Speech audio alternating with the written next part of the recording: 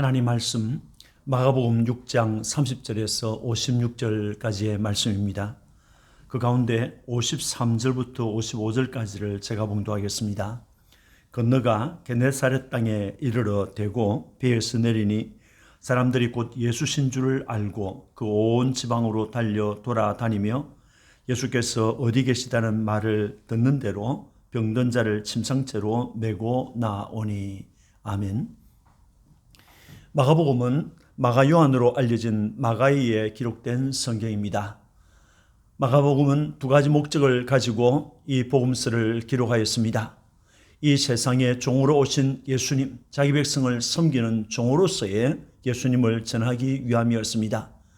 마가복음 10장 45절에 인자가 온 것은 섬김을 받으려 함이 아니라 도리어 섬기려 하고 자기 목숨을 많은 사람의 대속물로 주려 함이니라 라고 하였습니다.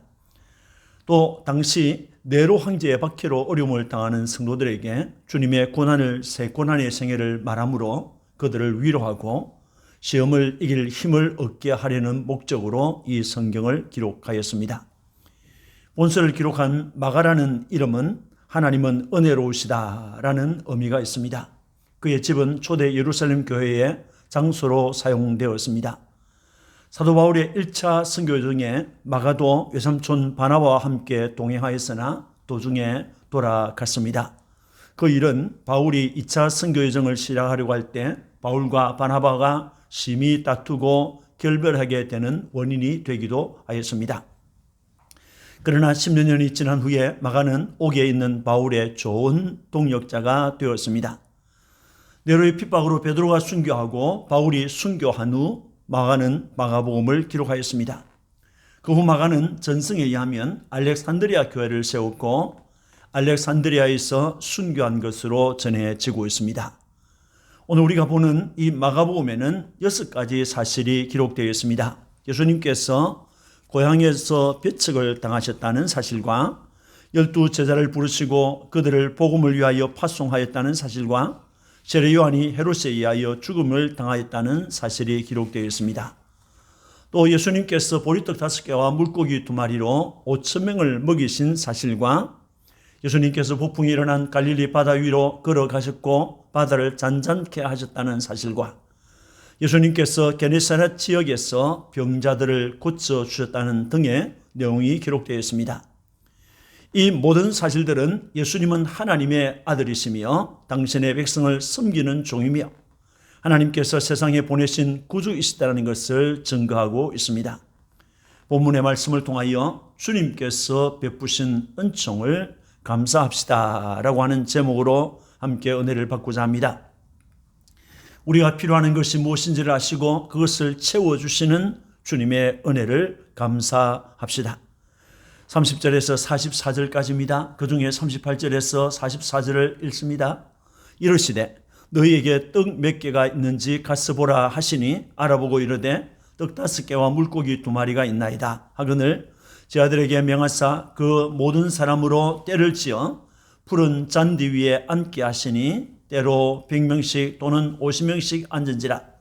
예수께서 떡 5개와 물고기 2마리를 가지사 하늘을 우러러 축사하시고 떡을 떼어 제 아들에게 주어 사람들에게 나누어 주게 하시고 또 물고기 2마리도 모든 사람들에게 나누시매 다 배불리 먹고 남은 떡 조각과 물고기를 12바구니에 차게 거두었으며 떡을 먹은 남자는 5,000명이었더라 라고 하였습니다. 본문 30절 말씀을 보면 사도들이 예수께 모여 자기들의 행한 것과 가르친 것을 낱낱이 구하니라고 하였습니다. 이것은 제자들의 전도 활동에 관한 보고가 있었음을 알려주고 있습니다. 주님은 12명의 제자를 불렀습니다. 그리고 그들에게 권능을 주시고 2명씩 짝을 지어서 복음을 전하게 하신 일이 있었습니다. 제자들은 주님의 말씀대로 돈도 가지지 않았고 두벌 옷도 가지지 않았습니다. 지팡이와 신고 있는 신만 신고 갔습니다. 제자들은 가는 곳마다 천국이 가까웠다, 죄를 회개하라고 하는 말씀을 전파했습니다. 또 많은 귀신을 쫓아내며 많은 병자를 고쳐주었습니다. 제자들에게 있어서 이것은 아주 특별한 경험이었습니다. 그들에게 주님께서 시키시는 일을 했다는 자부심이 생겼고 자기들 통하여 나타난 기적을 체험하였습니다. 제자들은 이렇게 자기들이 행한 것과 가르친 것을 예수님께 빠짐없이 보고하였습니다. 이 보고를 듣고 나신 주님은 제자들에게 따로 한적한 곳에 가서 잠깐 쉬라고 하였습니다. 예배를 타고 따로 한적한 곳으로 가게 되었습니다. 그런데 쉴 틈이 없었습니다. 그들이 가는 것을 본 사람들이 도보로 먼저 와 있었던 것입니다. 그렇게 모이던 사람들을 주님은 보셨습니다. 그들을 목자 없는 양같이 여기시고 불쌍히 여겨 여러 가지로 가르치셨다라고 하였습니다. 모인 사람들도 시간이 가는 줄 모르고 듣고 배웠습니다. 어느덧 날이 저물어 가고 있었습니다. 모든 사람이 온종일 먹지 못했습니다. 그래서 제 아들이 예수님께 와서 이곳은 빈들이요 날이 저물어 가니 무리를 보내어 두루 촌과 마을로 가서 무엇을 사 먹게 하옵소서라고 했습니다. 그때 주님은 너희가 먹을 것을 주라라고 하셨습니다. 제 아들은 우리가 가서 200데나리온의 떡을 사다 먹이리까라고 되물었습니다.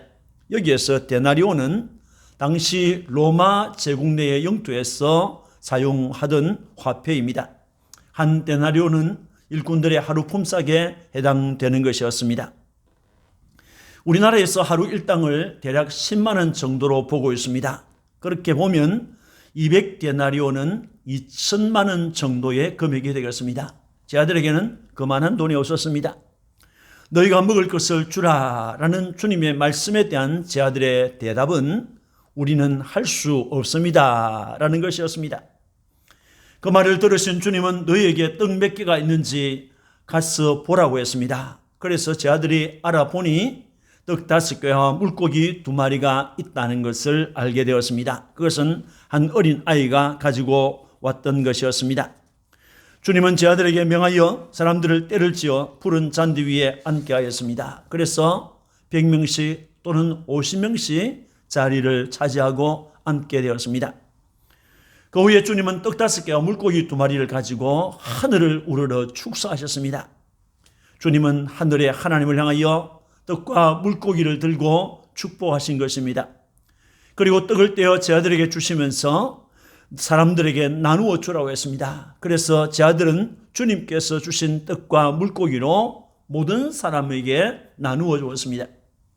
그 결과 모든 사람은 다 배불리 먹었습니다. 그리고 남은 떡 조각과 물고기를 거두었더니 12바구니에 가득 찼다고 했습니다. 그날 떡을 먹은 사람은 남자만 5,000명이었다라고 하였습니다. 여러분, 이것은 주님께서 광야에서 베푸신 기적이었습니다. 주님의 말씀을 듣기 위해서 주님께서 계신 광야로 나온 사람들에게 베푸신 기적입니다. 모인 그들을 불쌍히 여기신 주님께서 베푸신 기적입니다. 이 기적으로 모든 사람이 다 배불리 먹었습니다. 이 기적은 생명의 떡이신 주님께서 그의 자녀들에게 베풀어 주신 기적입니다.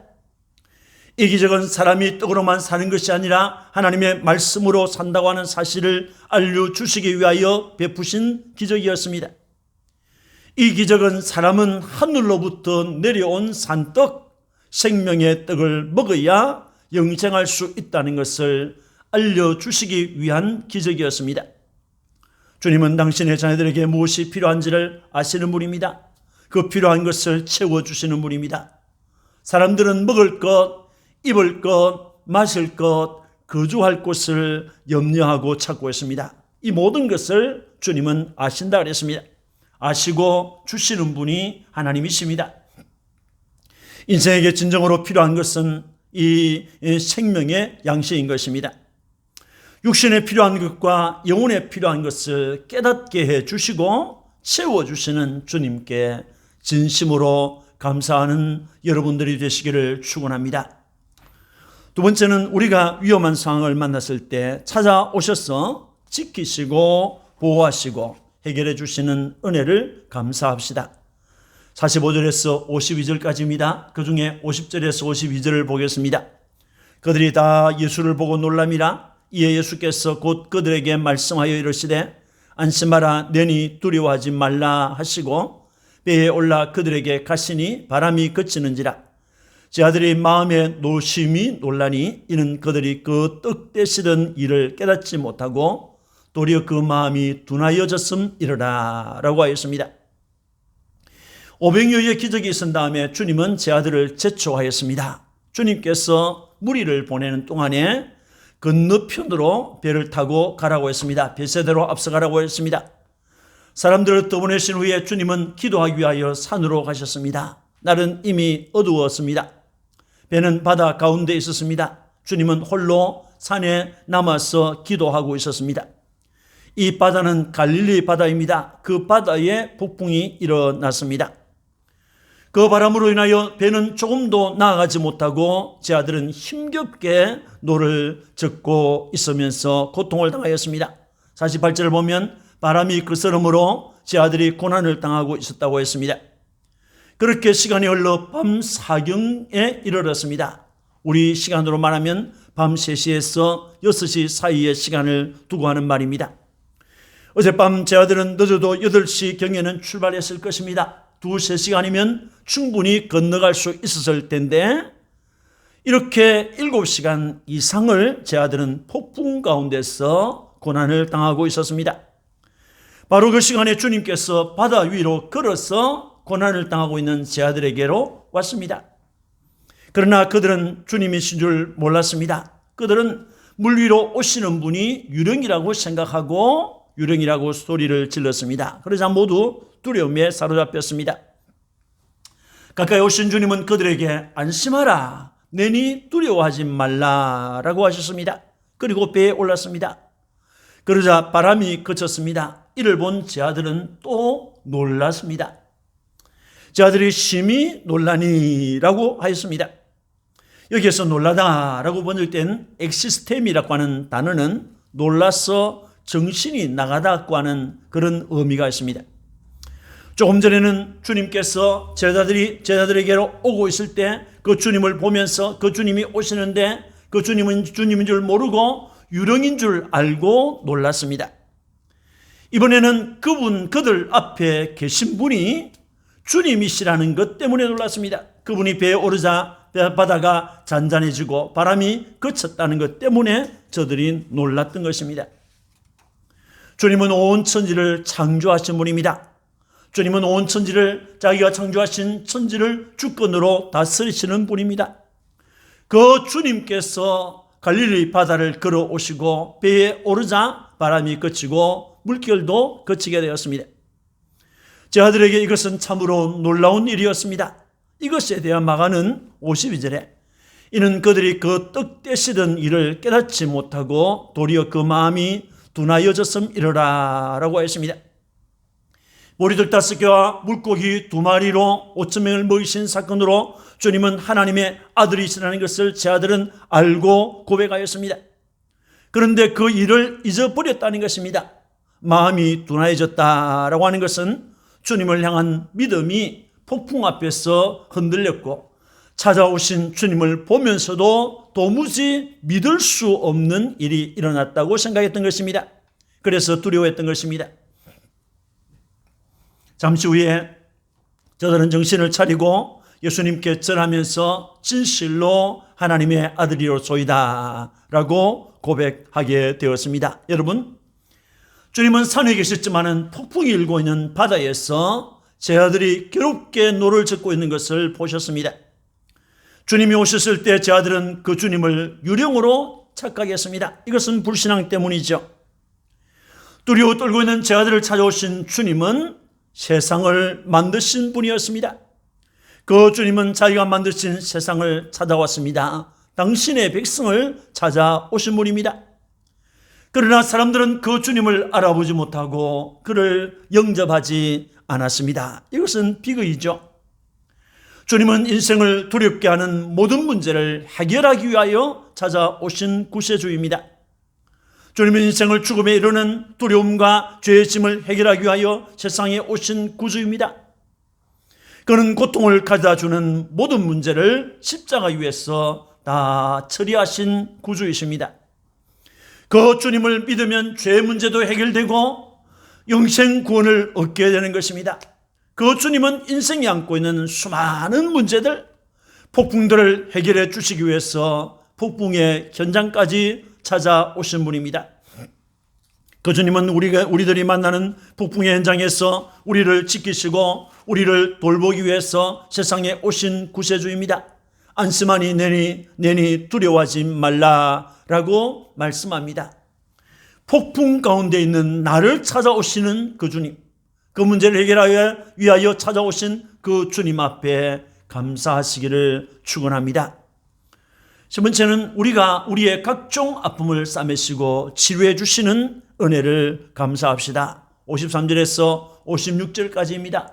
건너가 게네사렛 땅에 이르러 대고 배에서 내리니 사람들이 곧 예수신 줄 알고 그 온 지방으로 달려 돌아다니며 예수께서 어디 계시다는 말을 듣는 대로 병든 자를 침상째로 메고 나오니 아무데나 예수께서 들어가시는 지방이나 도시나 마을에서 병자를 시장에 두고 예수께 그의 옷가에라도 손을 대게 하시기를 간구하니 손을 대는 자는 다 성함을 얻으니라 라고 하였습니다. 마침내 예수님을 태운 배는 게네사렛 땅에 이르렀습니다. 게네사렛 땅은 갈릴리 바다에서 서북쪽에 있는 도시입니다. 배에서 내리자 사람들은 예수님인 줄 알고 온 도시, 온 마을로 달려 돌아다니면서 예수님께서 게네사렛에 왔다는 소식을 알렸습니다. 지금 어디에 계시는가를 사람들에게 알려주었습니다. 그 말을 들은 사람들은 병든 사람들을 침상에 누운 채 누워있는 대로 예수님께로 데리고 왔습니다. 병자를 메고 왔지만 사람들이 너무 많아서 예수님께 가까이 가지 못하자 병자를 시장에 두고 예수님께서 지나가실 때 옷가에라도 손을 대게 해달라고 간구하였습니다. 여기에는 예수님은 참으로 인생의 구주이며 제 자신의 질병까지 낫게 해 주실 분이라는 것을 믿고 간구하는 사람들이 있었을 것입니다. 또 예수님은 구주로 믿지 않았지만은 예수님의 기적에 관한 소문을 들었고 그래서 그 기적을 체험하고 싶은 사람들도 있었을 것입니다. 예수님을 직접 만나지 못하는 사람들은 예수님께서 예수님의 옷자락을 만질 수 있도록 허락해 주기를 간절히 원했습니다.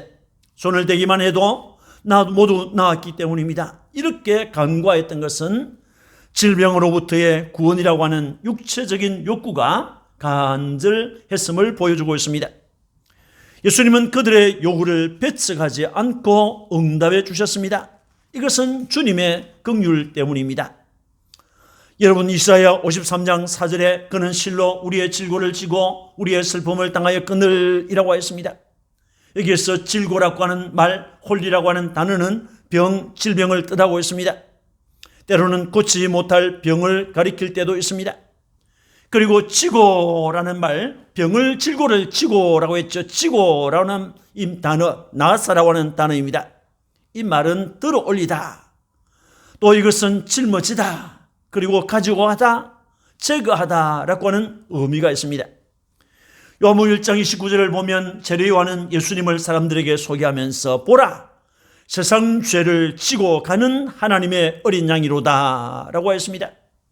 여기에서 지고 가는으로 번역된 이 아이로라고 하는 단어가 히브리어 나사와 같은 의미의 단어가 되겠습니다. 주님은 일생의 문제인 질고를 짊어지셨습니다. 슬픔을 당하셨습니다. 그뿐 아니라 주님은 인생의 가장 중대한 문제인 죄라고 하는 질병을 짊어졌습니다. 십자가 재단으로 그것을 가져갔습니다. 그 십자가 재단에서 죄의 문제를 다 해결해 주었습니다. 다 이루었다고 말씀하셨습니다. 이렇게 우리의 질병의 문제, 영과 육의 질병의 문제를 치료하시는 주님께 감사하시기는 여러분들이 되시기를 축원합니다. 사랑하는 성도 여러분, 오늘 우리는 세상에 오신 예수님께서 행하신 세 가지 사실을 보았습니다. 이 세 가지 사실은 인생이 세상을 사는 동안에 만나는 중대한 일이 되겠습니다. 첫 번째 문제는 오병이어의 사건이었습니다. 먹고 사는 문제지요. 먹고 사는 문제는 인생길의 필수적인 것입니다. 이 문제에서 자유하지 못한 사람들이 얼마나 많습니까? 모든 것이 풍족한 세상인데 어떤 사람은 먹을 것이 없어서 눈물을 흘립니다. 어떤 사람은 기근을 만나서 먹을 것을 얻지 못하고 전쟁 때문에 농가 밭이 사라지고 곡식을 얻을 수 없어서 먹지 못하는 사람도 있습니다. 또는 빚으로 농가 밭이 빼앗겨버려서 농사를 짓지 못했어.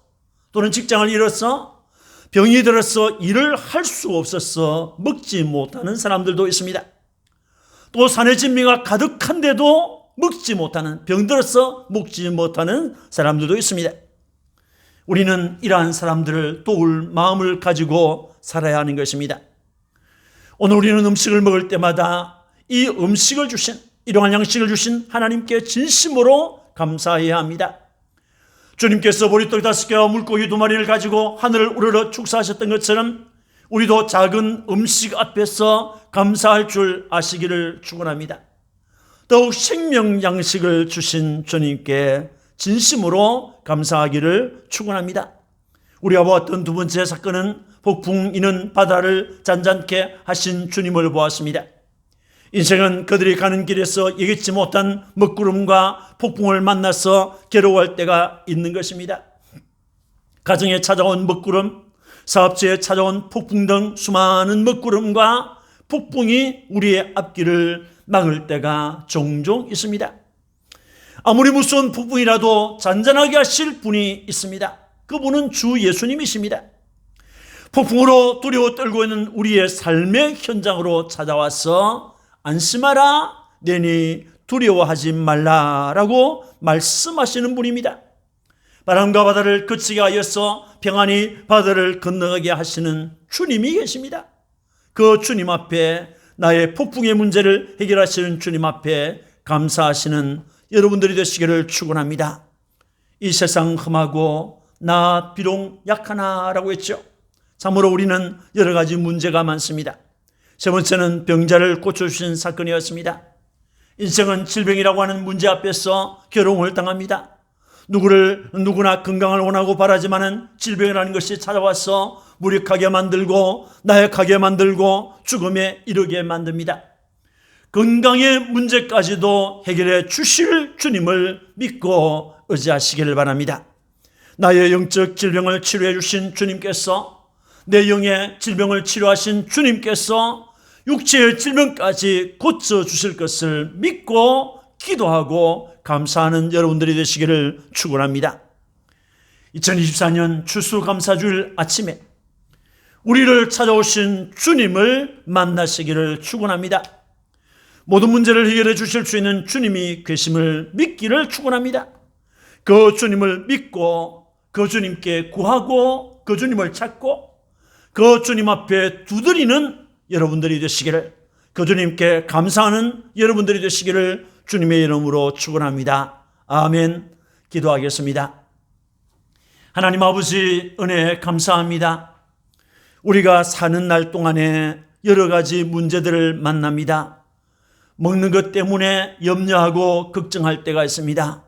또는 먹구름이 일어나고 폭풍이 일어나서 괴로워할 때도 있습니다. 하나님 아버지, 건강 때문에 우리가 고민하고 걱정하고 두려워할 때가 있습니다.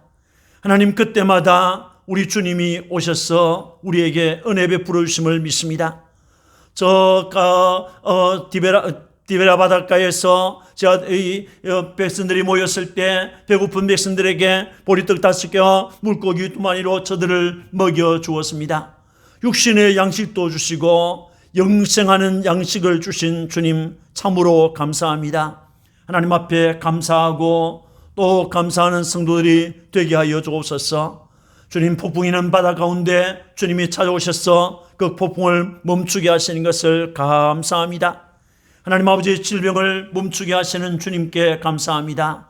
주님을 믿고 주님을 의지하고 주님을 찾고 주님께 두드리고 주님께 감사하는 모든 성도들이 되게 해주시고, 감사하는 성도들에게 더 많은 것으로 충만케 하여 주옵소서. 구주 예수님 이름으로 감사 기도합니다. 아멘.